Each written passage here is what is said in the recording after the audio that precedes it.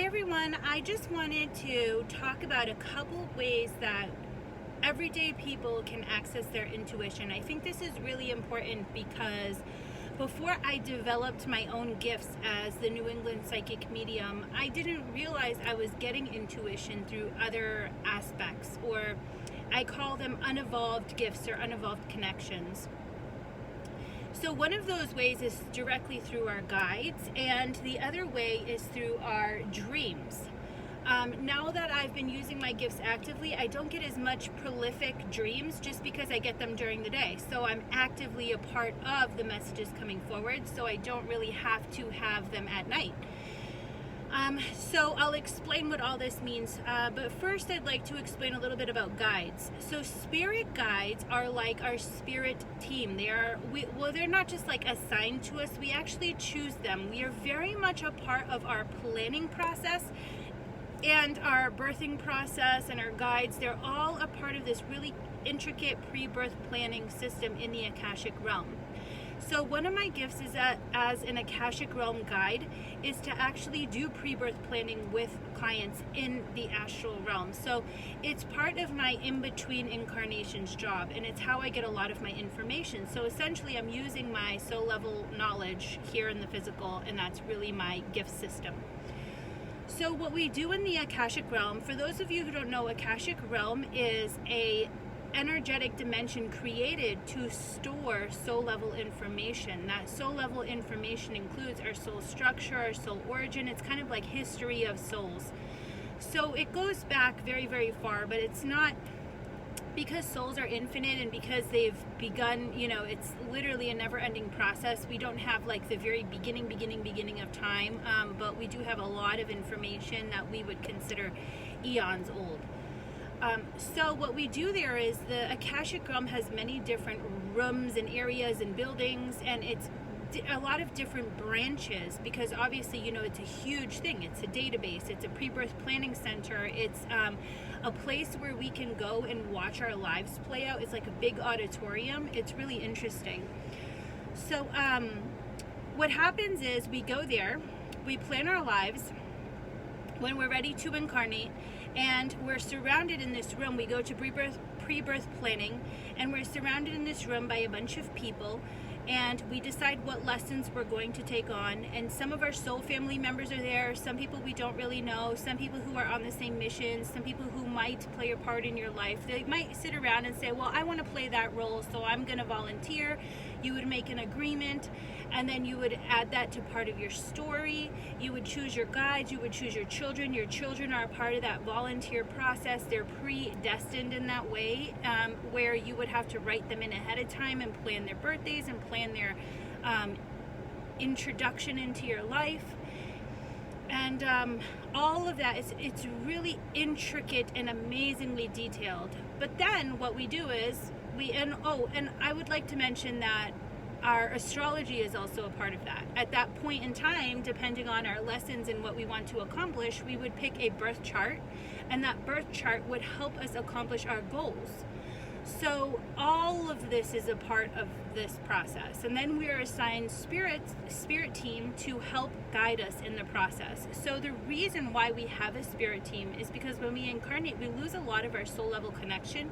So they're like our in-between connection. So they can guide us while we are having a hard time, or feeling lost, or feeling without direction, or not connecting to our higher self, or feeling like, maybe I need a little bit of guidance here. But they also observe humanity through this experience. They will pick up information, they gather information. It's like a statistical database of human behavior, because then they can help other people through the same issues in the future. So our guides are usually celestial beings. A celestial being is a being that does not incarnate on Earth. So many times it's just because they have a certain level of understanding already, or they're at a certain level of evolution, that they don't really need to incarnate because they've learned the lesson. They've already graduated the College of Earth. They've already understood the lessons we're going through at a high degree. Sometimes our guides are surprisingly past life versions of us. And that might be complicated to understand, but I recommend you watch my video on past lives on YouTube, and it will explain that we can have multiple incarnations or exist in multiple planes at the same time, because we are all fragments of our higher self. So there's no time on the other side. We are all fragments of our higher soul, so our higher soul can have many of those fragments coexisting. And it's not like a crazy vortex to never-ending space or something like that. We just coexist. So our guides can be past life versions of us, and sometimes they're usually here to teach us how to manage our gifts. So usually a past life version of us is a guide that's going to come through and help us manage our gifts. It would be a guide in showing us a gift that we mastered in a past life, helping us to remember, and then they would usually leave when that gift has been mastered in this life. Sometimes we have temporary guides. Sometimes those temporary guides are family members that come through to help work with us through a specific time. Usually these times are like emotional issues, you know, the passing of another loved one, stress at school, feeling lonely, depression. We might get a guide, a family member guide, that will help us and come in and kind of guide us and make sure we're okay, and kind of like a guardian angel watch over us to make sure that we aren't getting into any trouble or putting ourselves in danger in this process, that we kind of survive it or make it through.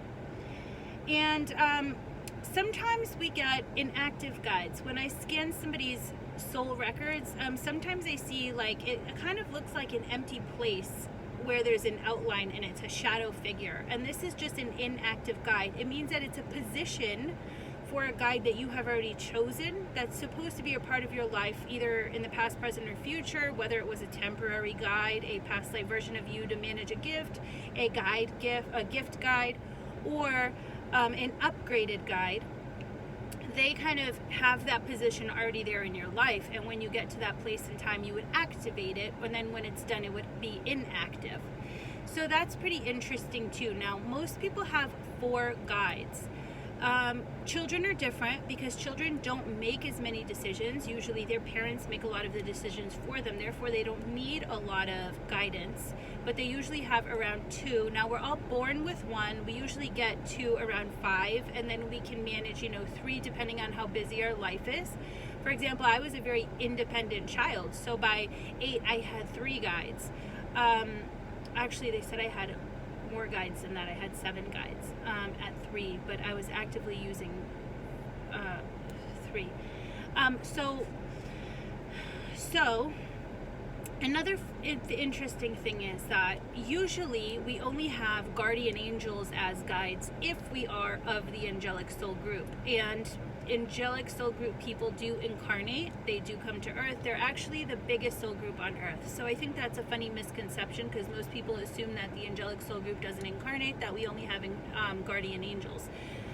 We do have a squad of angels that kind of just roam earth and try to protect humanity because they love to be a part of that. That's just naturally who they are. It's their characteristic.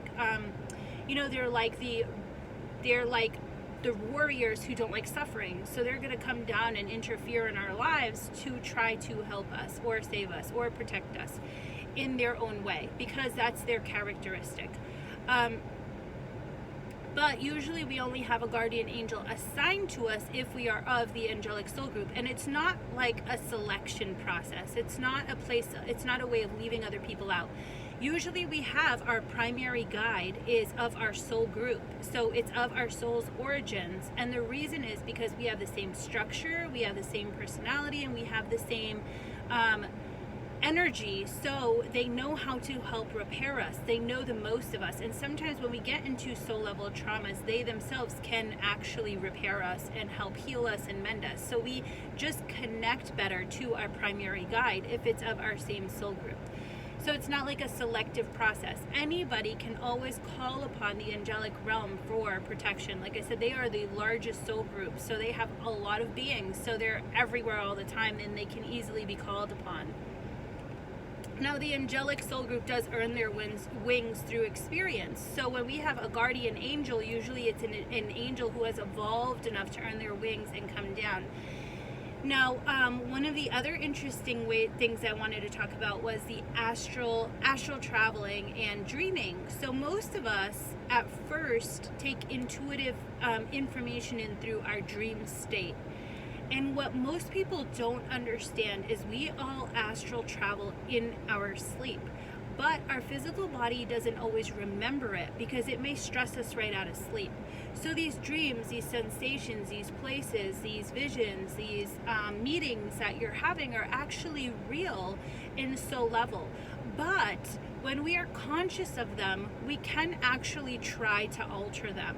So the way that it works is it's like being in a computer program, and it exists, it's real, it's a space, it's a memory, it's information, but we can alter that computer program by throwing in, a shade of red, a bouncing ball. We can make ourselves look different. We can add something. We can be fearful. We can add unnecessary fear. We can add unnecessary confusion. We can alter the face of somebody who's looking at us, because when we become conscious of the situation, we can alter the situation. So we have to understand that that's why these dreams are so abstract. That's why they are so indirect, is because we are at a state of our consciousness where we're kind of playing around with it and not taking it seriously, and we are interfering. So what I suggest for people is, if you're in one of these states, that you don't interfere. You say, what is it that you have to teach me? What is it that you have to show me? And you kind of let it be, let it play out. And you don't let your fear get the best of you. Most of us all of us are very fearful of what we don't understand. And that means that sometimes these astral travels and these visions, if we see beings of other dimensions, if we see creatures, if we feel... if we see a ghost or even a shadow. I've had people come freak out about shadows, and shadows are usually just relatives who can't create a full apparition. So try to stay calm and try to just be observant. Try to accept the message as it is without interference, and that is the best advice I could give you about that form of intuition. So in terms of our guides, now most of the time they just play like aspects of our character. And I think that's really important to understand, because most people don't see guides, most people don't communicate with guides or don't believe they can, and most people don't understand their purpose here. Now, if you're playing an aspect of a character, I'll explain. Somebody might incarnate and they might need a job where they're very witty and charismatic and great at sales. And they're not naturally very good at that. Based on their soul structure, based on their birth chart, they might not actually be very good at that. So they might actually hire a guide that can help them manage those connections during business with people and in that environment. And in that way, they thrive in that environment because it's a big part of their mission. So our guides can have a lot of personality traits that help us manage our day-to-day. And in that way, they help us thrive. So a lot of people assume that your guides are very distant beings that aren't daily involved, that aren't really a part of us unless we know how to talk to them. And that is not accurate. So our guides are always with us. They're always guiding us. Sometimes they even make decisions for us. We make decisions in committee. And they're always talking through us. So they are a part of our personality. They are our day-to-day decisions. They literally see everything that we do and go through. They don't ever really take a break. If anything, they switch positions and times. Some of our guides work on this side of the veil, and some of our guides work on the other side of the veil. And I'll explain. Most of our guides, most of us have one guide that runs the Weavers program. The Weavers are the energetic weavers of our reality. So if you think about it, here on Earth, it's a very physical experience. We have actual material things. Those material things are woven or constructed into our lives and our paths. We get those through decision. So regardless of our pre-birth planning, what happens is we incarnate here and it's like a roadmap. It's not a contract, contrary to popular belief. The only time we have a contract is when we have debt to karma. And karma isn't always what people assume it is. So karma is simply the balance of energy. if we take too much, we must pay too much. It's just like having money. If we take out a loan, we have to pay back that loan. There's no interest in karma. It's not a form of punishment.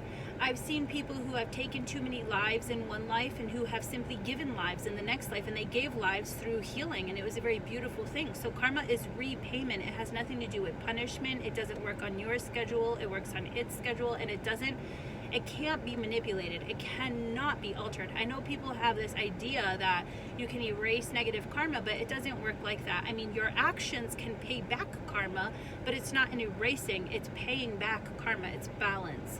And we choose to pay back karma on the other side because we only grow in balance. So it's a necessary part of our evolution. So we choose to pay back karma. And it also helps us mend guilt. It also helps us heal. It also helps us release old traumas.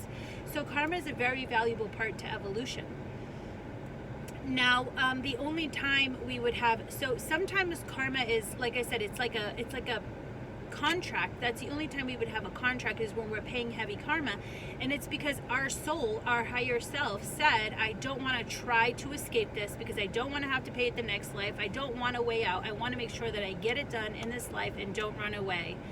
So then we feel like we are bound to complete this mission. When we complete it, we are released from that. But that's our higher self holding us accountable. It's not anybody else. And I think that's really fascinating too to understand, because most people feel like we're being manipulated by some higher source, and we are, but that higher source is us. It's just like having a parent. They are our parents. When it comes to my children, we know more than they do. My daughter's 4, my baby's 2, and my teenagers are 13, 10, but I call him a teenager because he's, teenage-ish. And there's just a lot in this world that they have no concept of. There's a lot that they're still learning. So in a way, we still have to guide them in order to be good parents. And our range of guiding them varies depending on what kind of parent we are, but our higher selves are the same way. Our higher selves are very good at staying out of things, but they still guide us because it's a necessary part of growth. They're not going to let you lose yourself completely or, get into dangerous situations. They have a large scope of knowledge that they wish to share.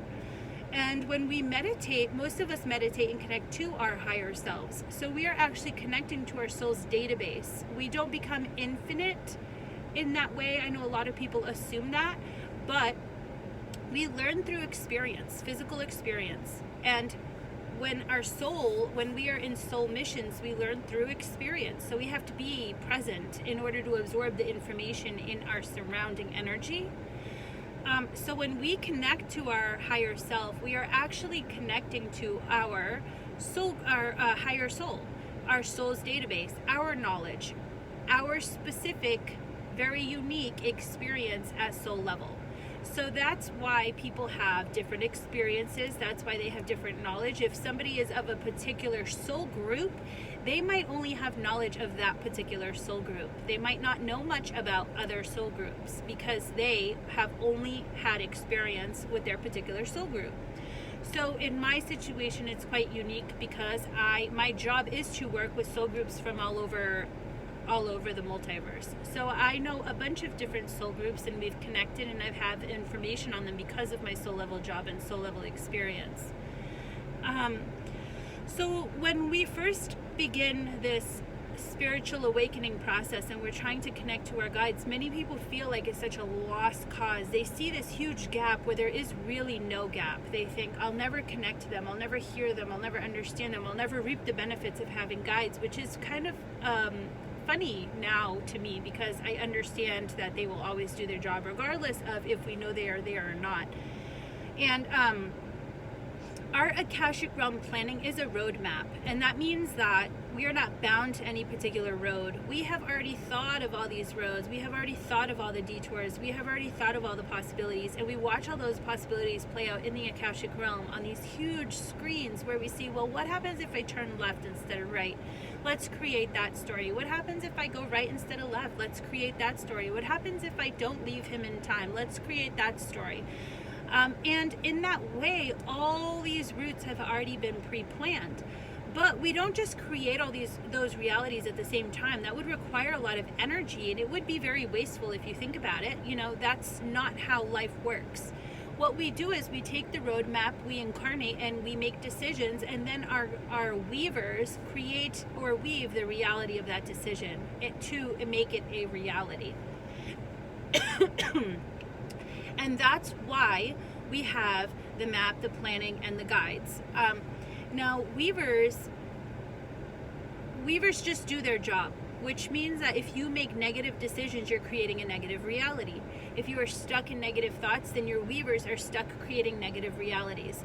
That's their job. They have to do their job. Your job is to learn to take control and to be aware and to be woke and to come to this place of divinity and control, to understand that we are the divine creators of our reality, and to take control of your future, to be empowered, not disempowered, to own your divinity.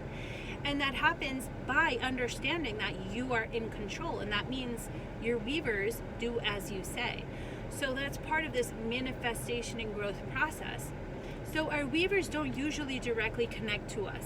Usually we have a master guide. The master guide controls the weavers by sending them information, and they usually stay on the other side of the veil. They usually only come through for direct connection to master guide and then go back. Now, sometimes we have a guide that deals directly with the weavers and only with the weavers. That's a different situation. And then, like I said, usually we have gift guides. So gift guides are guides that manage our actual gifts. They might help train us. They give us information and knowledge. They teach us and they help us use them. And sometimes they come in to amplify them. So they're mixing their gifts with our gifts, or they have to have the gift that we're using, or they wouldn't be with us. So because they can't teach us something they don't have. So in that way, we can merge our gifts and we can be amplified because we're using twice as much of that gift. They are a part of us. So in terms of connecting with them without actually knowing, now they are your gut feeling. They're the voice inside your head. They are the voices that come to you when you're sleeping. They are your guides. They are the people who, when you're at a shop and you're all of a sudden attracted to this item, this crystal, this candle, they're like, hey, you need that, grab it. And I like to note that our guides are not negative, they're not hateful, they're not vengeful, they're not aggressive, and they're not judgmental. I think that's very important to understand because those are lower level entities. So if you are hearing, feeling, seeing those things, please learn to release them. And if you can't release them, get help, because those lower level energies could be connected to you, trauma, experiences, emotional blocks, chakra blocks, obstructions, or eventually negative entities. And clearing those really is what helps us amplify our connection to our guides, because if you think about it, all of those would be obstructive noise blocks to feeling aligned and hearing and being clear. So that's why healing is so important. So as we remove these blocks, as we heal all these obstructions, our guides become clearer and clearer because they're not being drowned out by all that negative energy. So that's why healing and development is so absolutely important. I just wanted to share this, just a quick discussion, just a quick informational session. I thought it was really important, and I don't really talk about it. I'm so into my gifts now that I forget what it was like before. So I thought it was a really important thing. I mean, I would have loved to hear this way back when I didn't know that I could already connect to my guides. So I think it's pretty helpful. If you ever want to personally meet your guides, I do have a report that does that. It's Akashic Report 3A, and it's a guide meeting thing. We find out their jobs, what they look like, what their names are, if they have names. Most of the time their names are actually an energetic vibration, so they might pick a name that we can verbalize. And it's just to make us feel better, really, because they are going to do their job regardless of if we can pronounce their energetic vibration. But they do take on personas and looks. Sometimes they don't take on a persona or look, and they're just celestial, which is like a bubble person. They stay in their celestial form. but most of the time they take on an image that represents their job so that we understand and recognize them. So for example, like a really strong protective guide might take on a very strong protective persona so that we know what they look like when they come to us in visual or in message, because, or if not, we just have a bunch of blobs of energy. So they do take on specific images and personas to connect to us and to show us what their jobs are in our lives. So it can be very, very fun to learn all of that in the reading. But like I said, they're going to do their job regardless or not if you know who they are. They're always there. They're always with us. That's their job. And I hope you enjoyed this. Thanks for listening in.